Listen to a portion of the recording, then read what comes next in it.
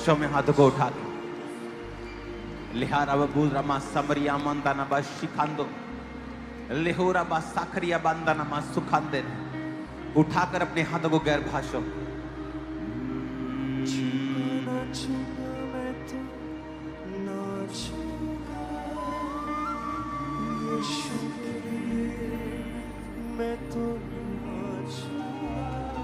आज जो प्ले आपने देखा है वो प्ले नहीं था, वो एक भविष्यवाणी थी जो परमेश्वर आपके साथ करने जा रहा है। जो परीक्षाओं में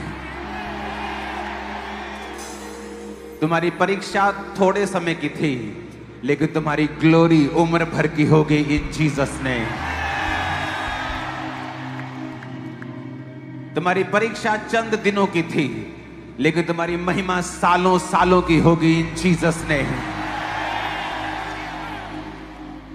उठाकर अपने हाथों को और खुदावन से कहो, मैं तेरे साथ वफादार रहूंगा, वही करूंगा जो तेरा आत्मा मुझसे, तेरा वचन मुझसे कहेगा। तेरे वचन और तेरी आत्मा के द्वारा चलाए मैं चलूंगा। आज जो कुछ मैं सुनूंगा मैं फलों को लेके आऊंगा। प्रभु यीशु मसीह के सामर्थी नाम में हम मांगते हैं।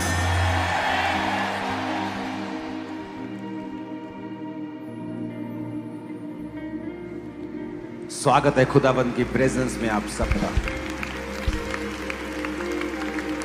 एक हैवी उपस्थिति है परमेश्वर की आज मुझे प्रचार करने की जरूरत नहीं है। आप उस प्ले में परमेश्वर का प्रचार ऑलरेडी सुन चुके हो।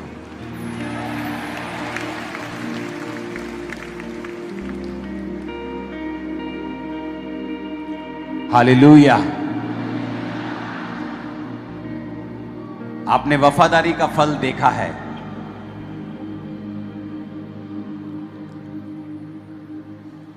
देखा है कि नहीं देखा? आज लंगड़े चलेंगे और अंधे देखेंगे और कोढ़ी शुद्ध होंगे।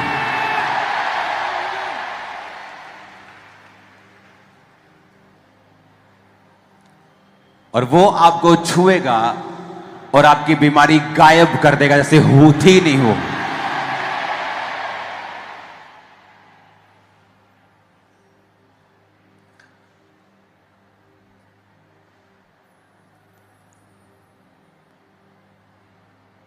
यूसुफ एक परफेक्ट एग्जाम्पल थी हमारे लिए कि उसने वही किया जो परमेश्वर ने कहा। दोनों माइक अगर सिंगिंग है तो इसका फायदा क्या है? नहीं, काम करो अपना, एक्सप्लेन मत करो, फ्लैट करो इसको पूरा।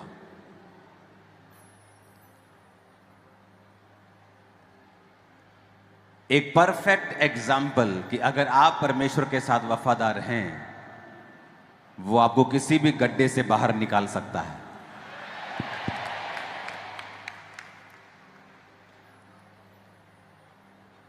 भजन संहिता 105 उसकी 15 से लेके 22 आयत तक लिखा है, मेरे अभिषिक्तों को मत छुओ,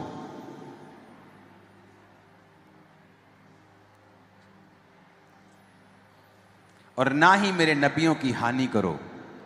फिर उसने उस देश में अकाल भेजा और अन्न के सारे आधार को दूर कर दिया। उसने यूसुफ नामक एक पुरुष को उससे पहले भेजा जो दास होने के लिए बेचा गया। लोगों ने उसके पैरों में बेड़ियां डालकर उसको दुख दिया और वह लोहे की सांकलों से जकड़ा गया। जब तक कि उसकी बात पूरी ना हुई तब तक यहोवा का वचन उसे कसौटी पर कसता रहा। तब राजा ने दूत भेजकर उसे निकलवा लिया और देश देश के लोगों के स्वामी ने उसके बंधन खुलवाए। उसने उसको अपने भवन का प्रधान और पूरी संपत्ति का अधिकारी ठहराया कि वह उसके हाकिमों को अपनी इच्छा के अनुसार कैद करे और पुरनियों को ज्ञान सिखाए। यूसुफ कहता, मैं तुम्हारे सामने चला गया था, तुम्हारे आगे से चला गया। उसने ये नहीं कहा तुमने मुझे बेचा, इसकी गूंज कम करो। इसको समझाओ आदमी को अंदर, इसकी गूंज कम करो। अपने पड़ोसी को बोलो, वो गड्ढे में नहीं गिराया गया था, बल्कि आगे भेजा गया था।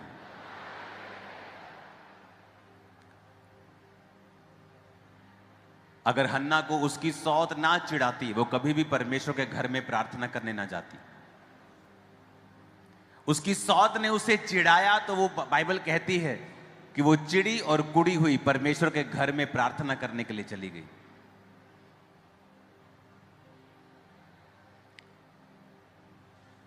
आपकी परीक्षा जो आज आपको भारी लग रही है, क्योंकि ये आपको दर्द दे रही है, आंसू दे रही है, डिस्कंफर्ट दे रही है, पर आप नहीं जानते ये आपके लिए सबसे बड़ी आशीष बन जाएगी थोड़े ही दिनों के अंदर। आपको लगता है कि ये परीक्षा आपको खत्म कर देगी, ये पेन, ये दर्द, ये परीक्षा, ये मनी प्रॉब्लम, ये ट्रबल, ये फैमिली, ये मुश्किल मुझे खत्म कर देगी। अगर आप यूसुफ की तरह पवित्रताई में रहेंगे, लिखा वो लोहे की सांकलों से जकड़ा गया था। ये कैमरा वैमरा सब बंद करो और सब लोग चुप रह के सुनो, बिल्कुल चुप। आपको स्वीट नहीं मिली तो भी चुप रहो और वचन को सुनो। अपने पड़ोसी को बोलो, लोहे का मतलब है एक ऐसी परीक्षा जो बहुत ही मुश्किल जान पड़ती है। जब लोहे का जिक्र आता है कि लोहे की सांकलों से उसे बांधा गया, जब लोहे से बांधा जाता है तो कोई आस नजर नहीं आती है, कोई होप नहीं, कोई आस नहीं। अंधेरा है, डर है, फियर है, बीमारी है, दर्द है, दुख है, आंसू है, अकेलापन है। लेकिन एक बात मैं भी अपने पर्सनल एक्सपीरियंस से जानता हूं, उसको बदलने के लिए सिर्फ एक रात लगती है और वो पूरा कुछ चेंज कर देता है, सब बदल देता है, वो सब बदल देता है। मैंने देखा है, यूसुफ की लाइफ में भी देखा है, औरों की लाइफ में भी देखा है, अपनी लाइफ में भी देखा है। लेकिन बेड़ियां डालकर उसे दुख दिया गया और लोहे की सांकलों से वो जकड़ा गया।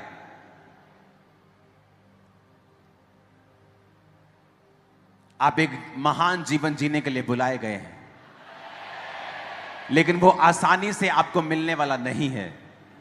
उसके लिए आपको एक सफर तय करना पड़ेगा। वो सफर यूसुफ की तरह होगा, मूसा की तरह होगा। लेकिन बहुत से लोग हैं जो अपनी परीक्षाओं में परमेश्वर के साथ वफादार नहीं हैं। कुछ परीक्षाओं में पाप कर जाते हैं, निराश हो जाते हैं, परमेश्वर की प्रेजेंस से दूर हो जाते हैं, संसारिक तरीके से अपने दुखों को दूर करने की कोशिश करते हैं और वो चीज उन्हें और फंसाती है, निकालती नहीं है। सिचुएशन जितनी मर्जी टफ लगे, एक बात याद रखना, वो आपको स्ट्रांग करने के लिए आपकी लाइफ में आई है। आप कभी भी ऐसे नहीं रहेंगे जैसे उस समस्या से आप पहले थे। जब आप उससे निकलेंगे, आप कहीं अधिक स्ट्रांगर, बेटर, बेस्ट होकर निकलेंगे इन जीसस नेम। Hallelujah, hallelujah. ऊंचाई आशीष आपकी है।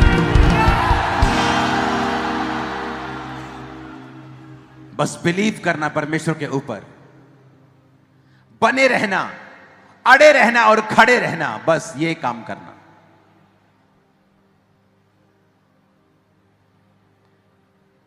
जब उसके भाइयों ने उसे बेचा, उसके लिए एक मेंटल शॉक था। फिजिकल शॉक तो था ही, एक मेंटल शॉक ज्यादा था। दूसरे देश में चला गया, cultural shock, social shock, mental shock, financial shock. खाना अलग था उनका, बाइबल के खिलाफ था। फिजिकल शॉक, फूड का शॉक, हर तरफ से उसे इतना बड़ा शॉक मिला, इतना बड़ा वो हिल गया, तब भी उसने परमेश्वर के वचन को छोड़ा नहीं। अपने आप को थोड़ा एडजस्ट किया, थोड़ा दुखी हुआ, प्रार्थना की, पोतीफर के घर में चला गया, थोड़ा सा एडजस्टमेंट अभी हुई थी, जेल चला गया, वर्स हो गया और बुरा हो गया। कई बार आपको लगता है कि अभी आप परीक्षा से निकले थे, अभी कुछ बेटर होने वाला था, उससे भी एक बड़ी परीक्षा आपके ऊपर आ जाती है। आप बोलते हैं क्या परमेश्वर मेरे संग है कि नहीं? जो परमेश्वर का काम करने का तरीका है वो कई बार डिस्कंफर्ट पैदा कर सकता है, लेकिन उसके जैसा रिजल्ट 100 कोच 1000 कोच भी मिलकर पैदा नहीं कर सकते हैं। उसका प्लान जो बनाया है उसने, वो देखने में शॉकिंग लग सकता है, अनअक्सेप्टेबल, कि वो एक्सेप्टेबल नहीं हो सकता कि परमेश्वर ऐसा कैसे कर सकता है। ये परीक्षा तो होनी नहीं चाहिए थी, लेकिन यूसुफ एक परफेक्ट एग्जाम्पल है।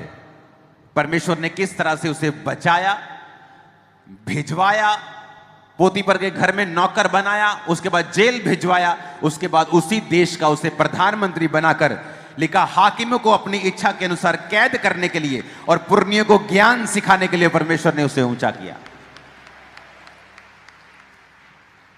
उस देश के पुरनियों को वो ज्ञान सिखाता था और उस भवन का फिर वो प्रधान था। उस पोतीफर का भी वो प्रधान था जिसने उसे जेल में डाला था। उसकी पत्नी का भी वो प्रधान था जिसके कारण वो झूठे उस आरोप के कारण वो जेल में गया था।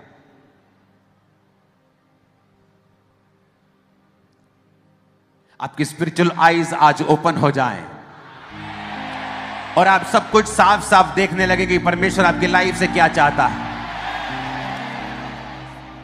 मैं आपको एक प्रोफेटिक वर्ड दे सकता हूं। जो लोग परीक्षाओं में हैं, दर्द में हैं, पेन में हैं,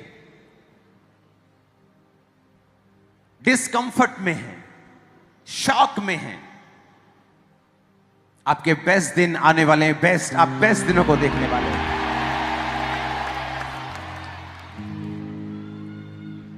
कई बार परमेश्वर आपको पकड़ता है, आपका हाथ पकड़ेगा और बोलेगा, चल मेरे बेटे, मैं तेरे साथ चलता हूं। हां, आपको अच्छा लगता है, मिरेकल्स होते हैं, आपकी लाइफ में टेस्टिमनीज होती हैं, वो आपके हाथ को पकड़ के चल रहा है। सडनली रास्ते में एक तूफान आता है और आपको परमेश्वर आपको छोड़ देता है। आपको लगता है, वो समय होता है जब परमेश्वर ने आपको पकड़ा तो होता है, लेकिन आपको लगता है नहीं पकड़ा। वो समय होता है आपको परमेश्वर को पकड़ना होता है। तब वो कंफर्ट फील नहीं होता, वो मिरेकल्स नजर नहीं आते अपनी लाइफ में।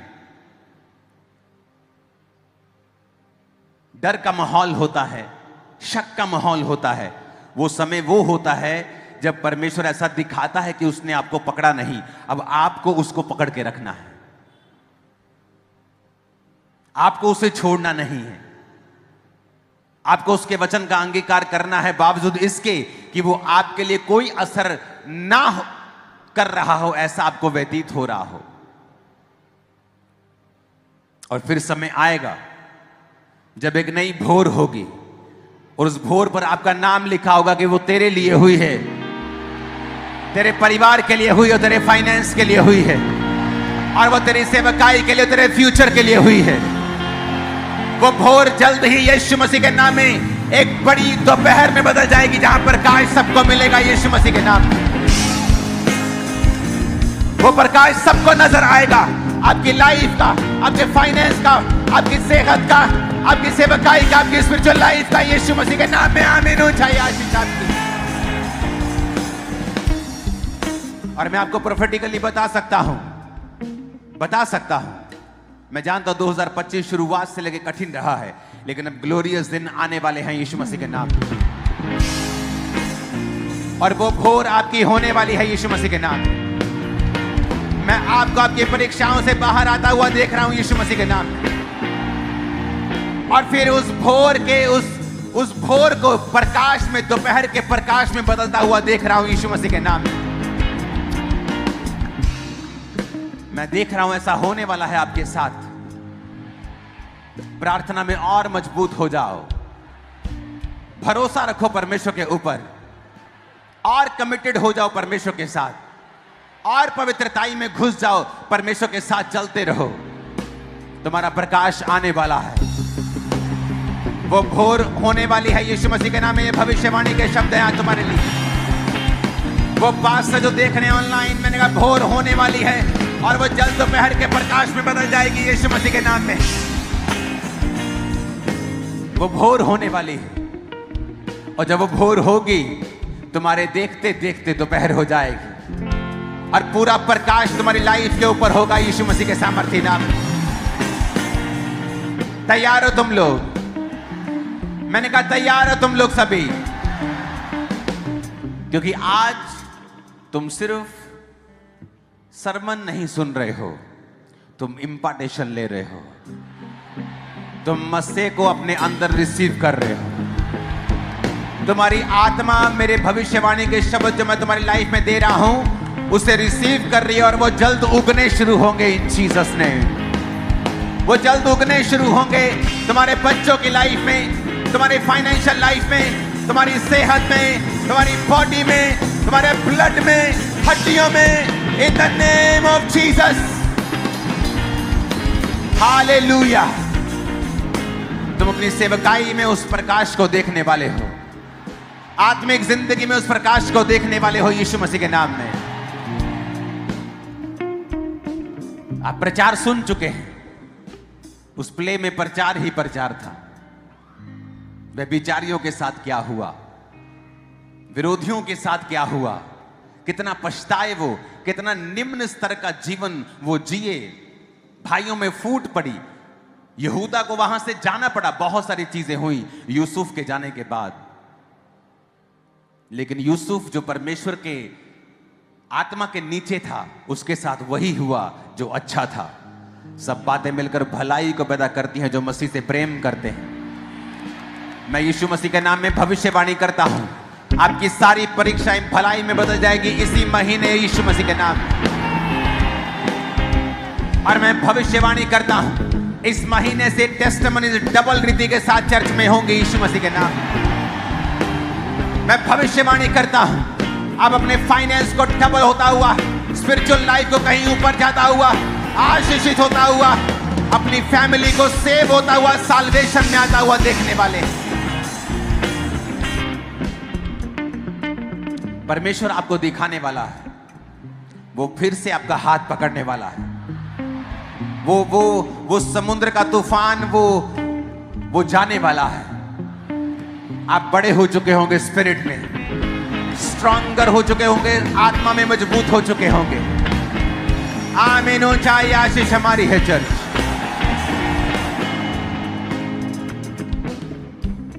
हालेलुया। इसलिए वचन में लिखा है कि जब तुम नाना प्रकार की परीक्षाओं में पड़ो तो उसको दुखी होने की बात मत समझो, क्योंकि परमेश्वर तुम्हें कुछ सिखा रहा है। वो तुम्हें कुछ सिखा रहा है। वो तुम्हें यहां तक ले आया, तुम्हें छोड़ने के लिए नहीं लेके आया।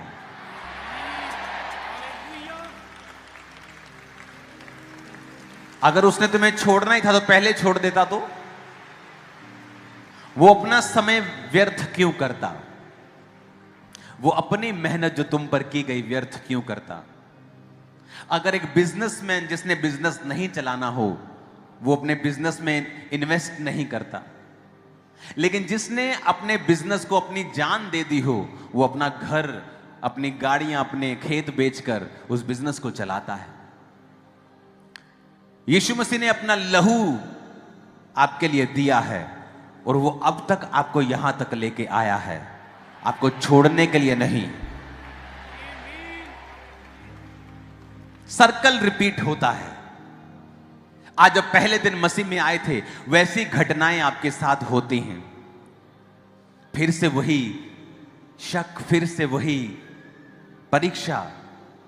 पर परमेश्वर कहता, मैं तुझे यहां तक लेके आया हूं तो छोड़ने के लिए थोड़ी लेके आया हूं। मैं अच्छा बिजनेसमैन हूं। अगर मैंने इन्वेस्ट किया है तो मैं अब कुछ और चाहता हूं, और कुछ तुम्हारी लाइफ में बढ़ोतरी चाहता हूं। याद करें पहले आप कैसे निकले थे, अभी भी आप वैसे ही निकलेंगे। जब आप परीक्षा में थे, अब 10 साल पहले तो कैसे निकले थे, अभी भी आप वैसे ही निकलेंगे। वो आपको छोड़ने के लिए इतनी दूर नहीं लेके आया, उसके लिए, उसके पास आपके लिए एक बेटर प्लान है। अब आपके गुड डेज खत्म और बेटर स्टार्ट है इन जीसस ने। आमीन। मेरे को साथ चाहिए यीशु मसीह के नाम। Hallelujah, hallelujah, hallelujah. आमीन, आमीन। मैंने आपको पहले बता दिया 2025 एक नई शुरुआत का साल होगा, जहां से हम बहुत सारी चीजों को फिर होता हुआ देखेंगे। मुझे नहीं याद 2005-6 के बाद मैंने इतनी ओवर फास्टिंग किस साल रखी होगी 25 के अलावा। मुझे मालूम था ये क्या हो रहा है। हर चीज परमेश्वर की ओर से थी, उसे ठहराया गया था।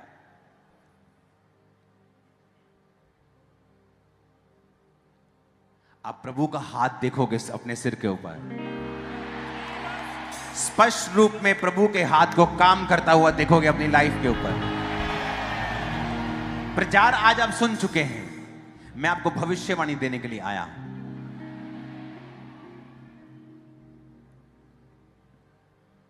इन परीक्षाओं से निकलने के बाद आप अपनी लाइफ को ऐसा जीने वाले हैं जैसा कभी नहीं जिया होगा।